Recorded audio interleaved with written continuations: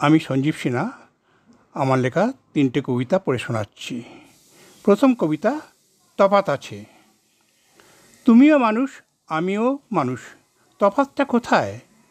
তফাৎ আছে আম্বানিতে আর ছেঁড়া কাতায় সর্বহারায়। তফাৎ আছে 5 তারায় আর ফুটপাতে ছাতু খাওয়ায়। তফাৎ আছে আকাশচুম্বী অট্টালিকায় আর ফ্লাইওভারের নিচে ঝুপড়িতে থাকায়। তফাৎ আছে তোমায় আমায় আর নেতায়।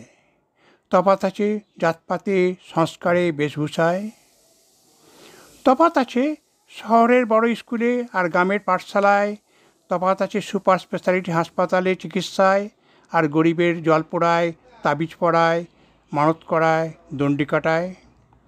তফাৎ আছে তিরুমালা তিরুপতি মন্দিরে পুজো দেওয়ায় আর গ্রামের তুলসী মঞ্চ চত্বরে হরির লুট দেওয়ায়। যেমন তফাৎ আছে সাগরে আর শুকনো ডোবায়। আমার দ্বিতীয় কবিতা, মানুষী। বৃদ্ধ বসেছিল একাকী সাগর তীরে, সাগরের দিকে চেয়ে। কখনো দেখছিল সাগরের ঢেউ, কখনো বা ঝাউবিথি শঙ্খচিলের দল। এক নারী কণ্ঠ ভেসে এলো, কি দেখছো কবি? লেখো তোমার কবিতা। আমি তো কবি নই নারী, কেমন করে লিখব আমি কবিতা? খুঁজছি নীল আকাশে, নীল সাগরে আমার মনের পরি। তুমি কে নারী? আমি প্রকৃতি, তোমার ভাবনায় তুমি সৃষ্টি করো কবি, তোমার কবিতা, তোমার মানস পড়ি। বৃদ্ধ বসল সৃষ্টি করতে তার কবিতা, পূর্ণ হলো তার কবিতার খাতা। খুঁজে পেল তার কাঙ্ক্ষিত নারী, সৃষ্টি হলো তার মানস পড়ি। আমার তৃতীয় কবিতা, শেষ কবিতা, বন্ধু। আমি এক টুকরো আকাশ আর একটা মেঘ চেয়েছিলাম, যারা থাকবে আমার সাথে, আমার বন্ধু হয়ে এই সবুজ পৃথিবীতে।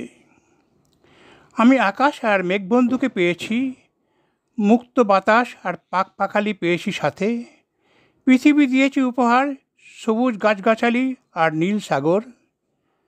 আমি একটা পাহাড়কে বন্ধুত্ব বার্তা পাঠিয়েছিলাম, সে আমার বন্ধুত্ব স্বীকার করেছে। উপহার দিয়েছে তুষার চূড়া, পাইন বন আর স্ফটিক জলের ঝোড়া। আমার এখন অনেক বন্ধু হয়েছে।